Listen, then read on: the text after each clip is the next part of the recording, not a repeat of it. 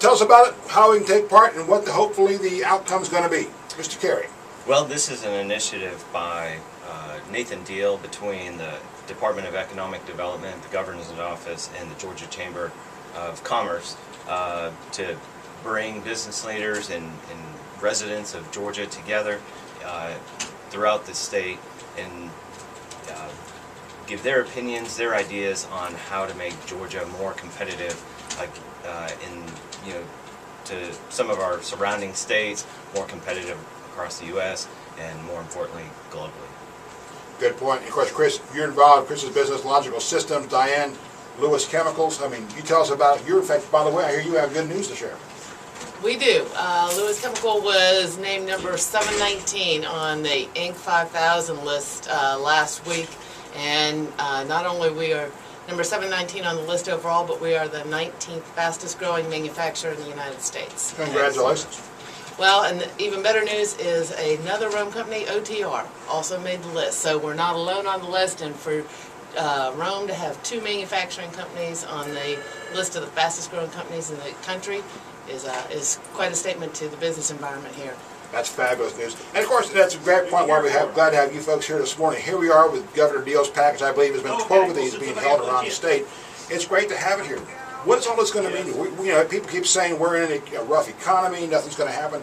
I disagree. I think there's a lot of money out there waiting to move forward in economic development. You folks see it every day in what you do. This session today, hopefully you'll get a few more comments, a few more ideas, and maybe a little bit more focus on what the potential is for Northwest Georgia. Yeah, and hopefully a lot of policy change regarding taxes. Hopefully, changing some of the tax structures so that companies can hire more employees and make some of that capital investment that wouldn't otherwise be able to.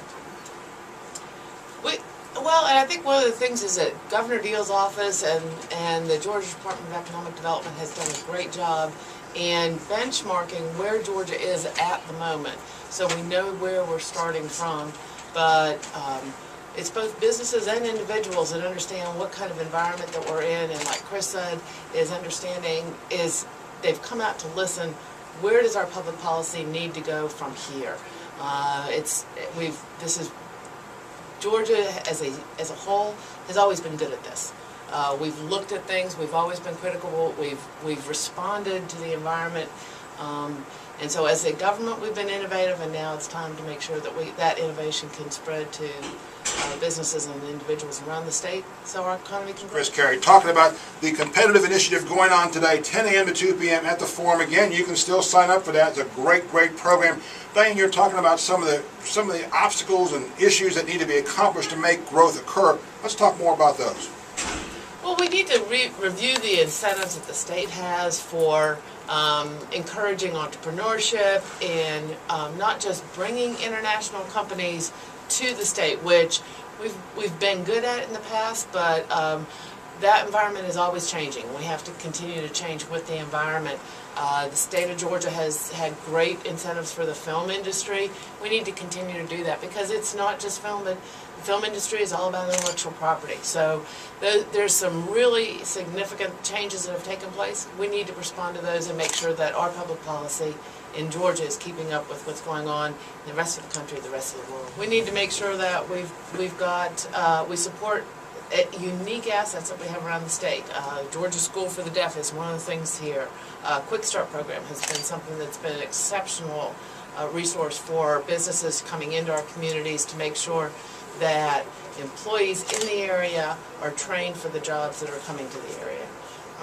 The Work Ready program has been a huge success, big factor. I love the new signs, by the way, up and down the highways now. You seen those yet? They're fabulous. We are a Work Ready community. It's just a nice, Absolutely. But we need to continue to look for not just where are the job opportunities that we see now, but what are the ones in the future. The other thing that Georgia has done a great job at is identifying strategic industries and making sure we can't be all things to all people, so let's place our bets where we have a lot of strength. For Northwest Georgia, that's our healthcare industry is a big part of that. Agribusiness in South Georgia is important. Logistics and transportation cannot be overemphasized.